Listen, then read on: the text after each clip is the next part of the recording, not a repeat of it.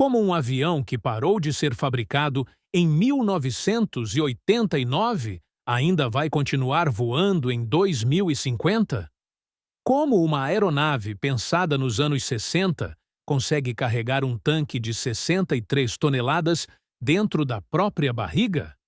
Por que a força aérea mais poderosa do planeta depende de apenas 52 exemplares de um avião que muitas vezes não consegue nem decolar? Onde está o substituto que deveria ter chegado décadas atrás?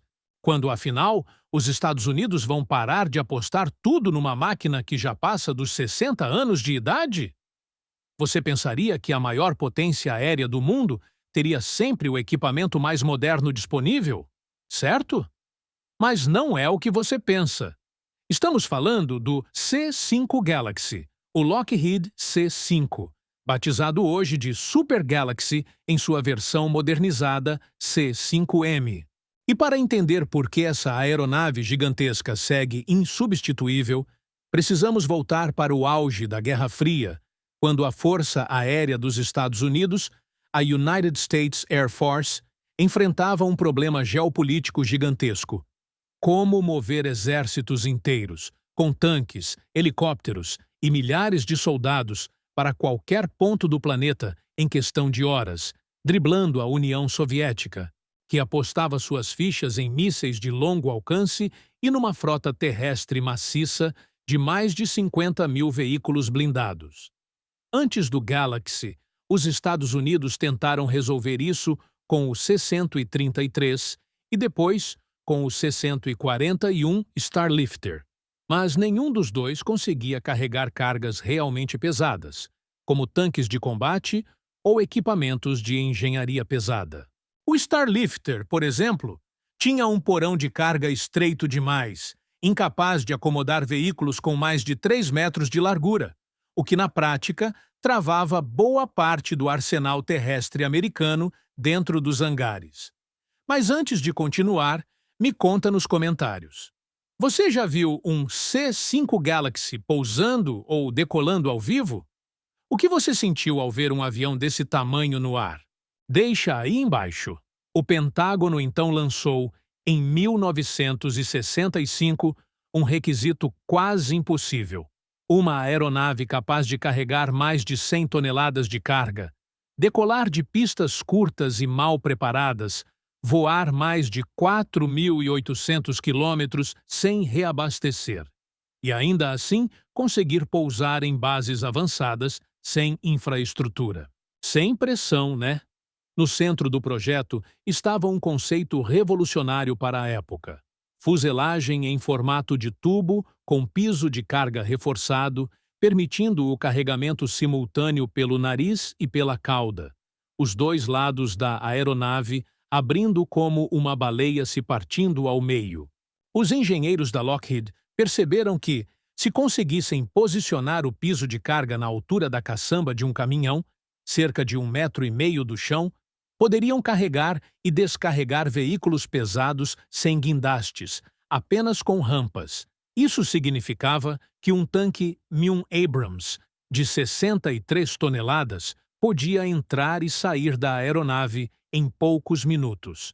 O resultado foi uma capacidade de carga de 122 toneladas, distribuída em um porão de mais de 36 metros de comprimento, praticamente do tamanho de um campo de basquete inteiro. Para efeito de comparação, o Boeing 747, símbolo mundial da aviação comercial, carrega bem menos que isso em seu porão principal. Mas ter uma aeronave desse tamanho criou um grande problema. Quanto mais massa e mais superfície de asa, maior o estresse estrutural durante o voo, e nos primeiros anos de operação, entre 1971 e 1973, a Força Aérea descobriu rachaduras nas asas em mais de 33% da frota, um índice alarmante que quase encerrou o programa antes mesmo dele decolar de verdade. O segundo problema veio da complexidade dos motores. Os 4 turbofans General Electric TF-39, na época os mais potentes já instalados numa aeronave militar, geravam tanto calor que problemas de manutenção se tornaram rotina. Um engenheiro da Força Aérea, envolvido no programa original, chegou a declarar que manter um C-5 em voo era como manter uma cidade pequena funcionando no ar, considerando a quantidade de sistemas hidráulicos, elétricos e de pressurização. O terceiro problema era operacional. Pistas comuns simplesmente não aguentavam o peso da aeronave.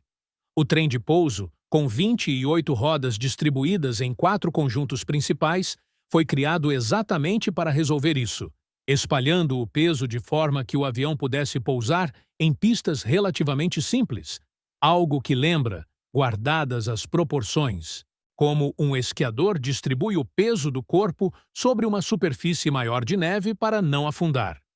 Até a modernização do programa Avionics Modernization, nos anos 2000, muitos desses sistemas ainda dependiam de tecnologia analógica dos anos 70, o que na prática era quase inacreditável para uma aeronave tão estratégica.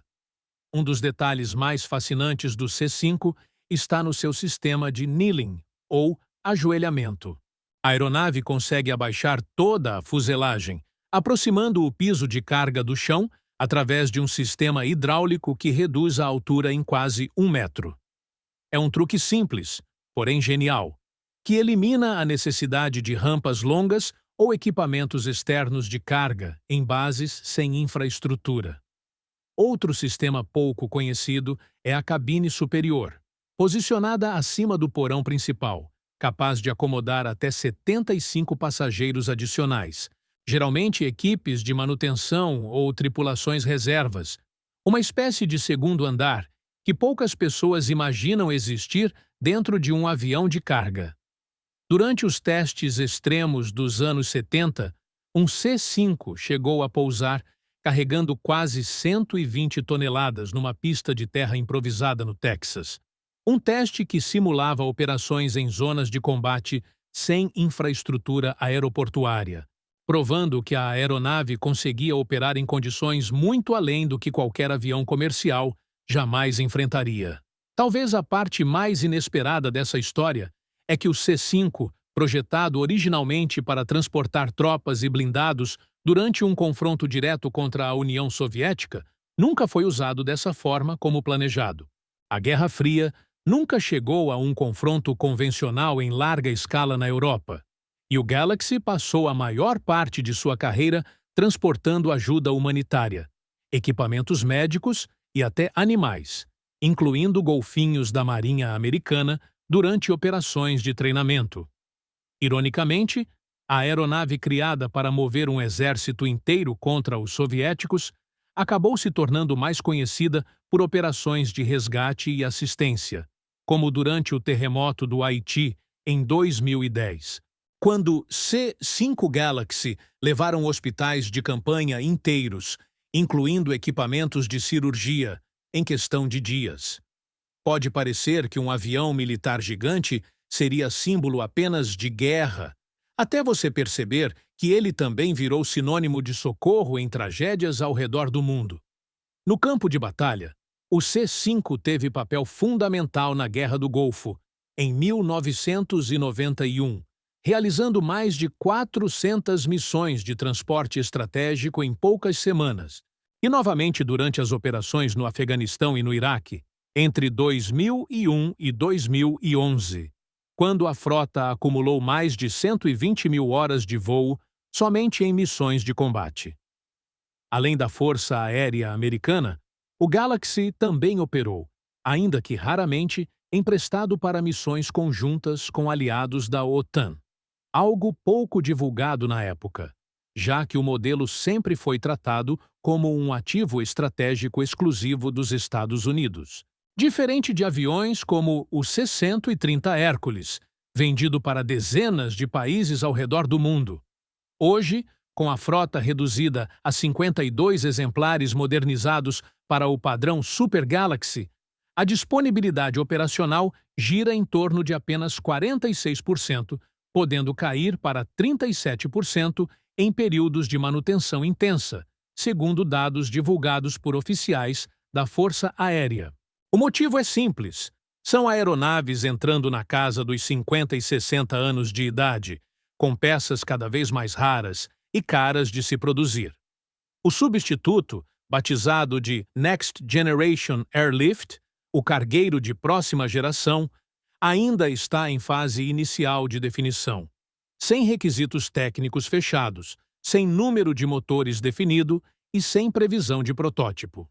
Segundo o planejamento fiscal de 2027, divulgado pela própria Força Aérea Americana, a entrega da primeira unidade só deve acontecer em 2050, o que significa que os exemplares mais novos do C-5 vão ultrapassar os 60 anos de uso antes de qualquer substituição real.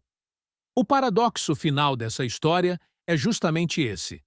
Uma aeronave criada como resposta emergencial a uma ameaça que nunca se concretizou da forma esperada segue, mais de 60 anos depois, sendo insubstituível justamente pela falta de decisão sobre o que viria depois dela.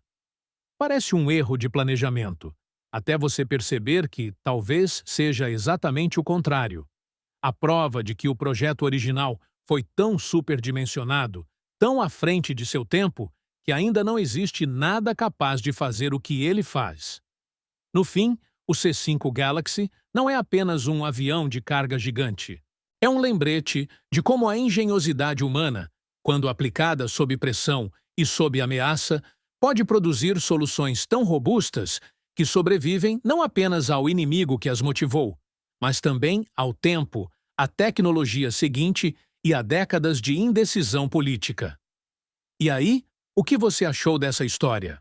Deixa seu like se você não sabia que o C-5 consegue ajoelhar para facilitar o carregamento. Se inscreve no canal para mais histórias sobre aviação militar e os bastidores das maiores máquinas já construídas e comenta aí embaixo. Você acha que os Estados Unidos vão conseguir substituir o Galaxy antes de 2050? Até a próxima!